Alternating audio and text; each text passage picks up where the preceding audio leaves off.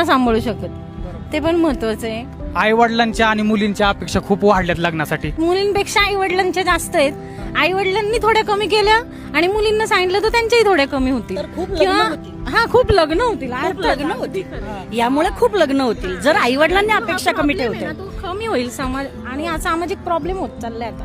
आणि आई वडिलांनीच मुलींच्या मनावर ते बिंबवलेलं आहे की बंगला हवा, गाडी हवी, हे हवी. मुलींना स्वतःची ही बुद्धी नसते. लगेच 19व्या 20व्या 25व्या वर्षी मुलींना एवढी बुद्धी नसते. बरोबर आहे. आई वडिलांनी सगळं डोक्यात घातलेले विषय असतात ते. आता ठीक आहे, मुलींनी किती ऐकावं आणि स्वतः किती शहाणं राहावं ते त्यांनी समजावं. 25व्या वर्षी किंवा 22व्या वर्षीच मुलगा वेल सेटल नसणार ना, तो हळूहळू होणार.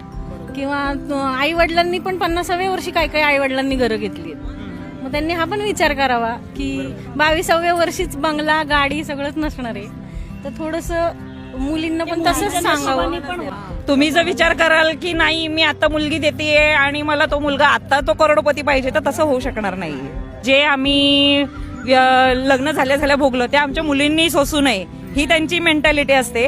पण माझ्या मते आजकालच्या बदलत्या समाजानुसार एवढंही कोणी गरीब नाहीये की ज्याच्याकडं ह्या मूलभूत सुविधा नाहीये. आजकाल प्रत्येकाच्या घरात सगळ्या मूलभूत सुविधा आहेत, म्हणून स्वभावच बघणं गरजेचं आहे माझ्या मते.